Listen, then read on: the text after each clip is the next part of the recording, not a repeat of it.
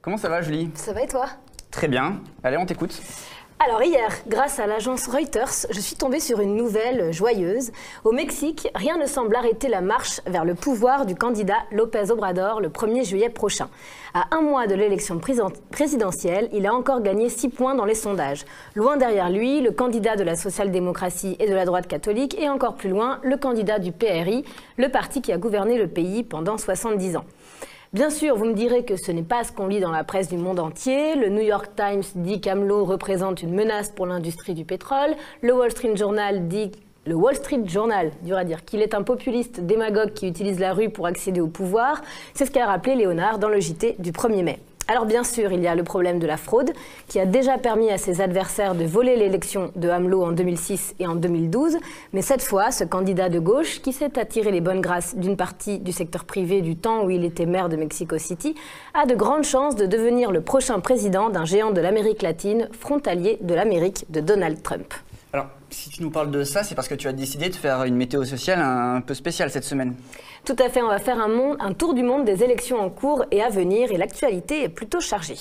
Alors, on reste en Amérique latine et on va en Colombie où le premier tour de l'élection présidentielle a eu lieu le 27 mai. Oui, pour la première fois dans l'histoire de la Colombie, un candidat de gauche se qualifie pour le second tour. Là aussi, une vague dégagiste pourrait s'exprimer par les urnes. Gustavo Petro incarne l'espoir d'un renouveau pour le pays, dirigé par la droite depuis toujours, corrompu et déchiré par la guerre. Pour vous donner un chiffre parlant, 5 millions de Colombiens ont été naturalisés vénézuéliens par Hugo Chavez après... Donc le véritable enjeu de cette élection, c'est la paix portée par Gustavo Petro et toute une jeunesse colombienne contre le candidat de la droite dure, Iván Duque, qui est le poulain, il est bon de le rappeler, de l'ancien président Álvaro Uribe.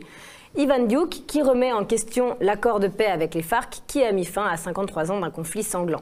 Le deuxième tour aura lieu le 17 juin prochain et sera donc décisif. On observe en tout cas dans ces deux pays un ras-le-bol de la population face aux politiques d'austérité, la corruption et la violence. On va au Brésil maintenant, c'est ça? Oui, avec une nouvelle tombée hier. Pour la première fois depuis l'incarcération de Lula il y a 54 jours, la présidente élue Dilma Rousseff a pu visiter ce dernier dans sa prison de Curitiba.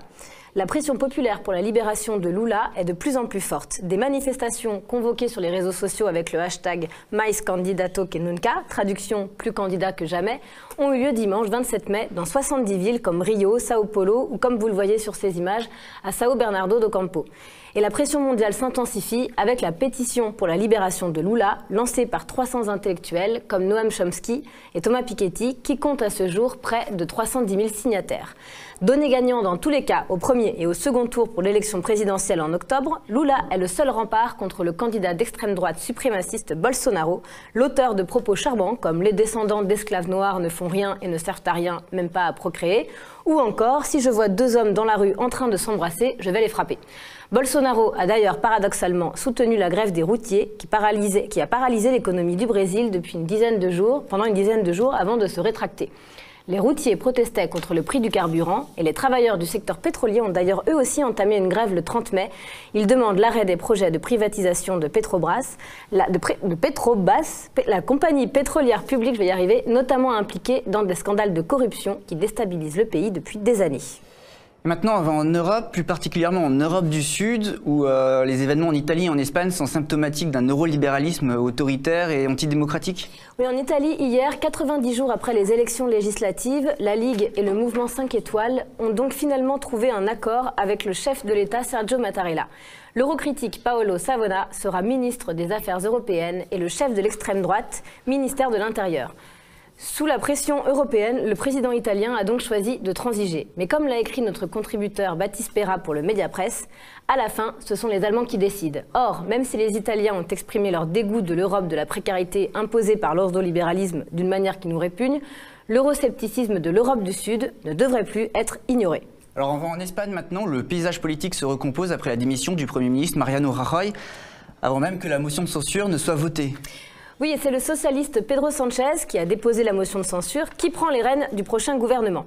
Mais comme le Parlement est toujours le même, le PSOE ne peut pas gouverner. Le paysage politique espagnol se recompose donc avec d'un côté la droite traditionnaliste, le PP, d'un autre côté le bloc centriste libéral, Ciudadanos, et enfin la recomposition possible d'une gauche allant du PSOE à Podemos. Rappelons que le PP est tombé en raison d'une immense affaire de corruption, une affaire qui est venue aggraver la crise institutionnelle que traverse l'Espagne, notamment en Catalogne, et qui est accompagnée par une crise sociale terrible, pauvreté, chômage des jeunes qui atteint 35%. La gestion du conservateur Rajoy a été désastreuse, précarisation de l'emploi, répression des mobilisations citoyennes, services publics fragilisés, bref, le menu classique. Le tournant politique actuel que vit l'Espagne, historique depuis la chute de Franco, pourrait quand même donner de l'espoir si par exemple une alliance entre Podemos et le PSOE était scellée. Ce pourrait être une potentielle alternative aux politiques imposées par Bruxelles, mais rien n'est fait encore. Alors on reste en Europe et on fait un tour rapidement en Turquie et en Slovénie.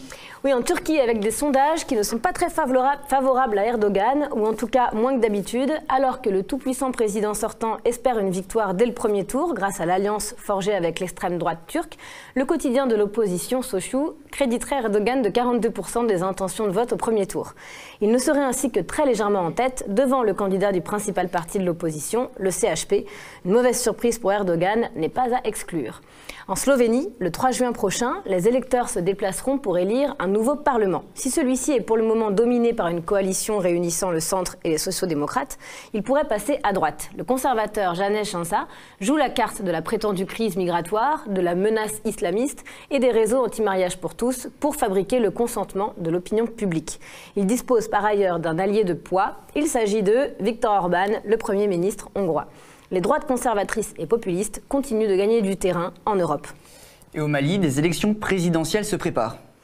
Le président Ibrahim Boubacar Keïta, malgré un mécontentement populaire de plus en plus évident, a officialisé sa candidature à l'élection présidentielle du 29 juillet. En face, l'opposition formera une coalition d'une centaine de partis et d'associations pour réclamer l'alternance. Il est notamment reproché au président son incapacité à appliquer l'accord de paix et de réconciliation d'Alger, signé en 2015.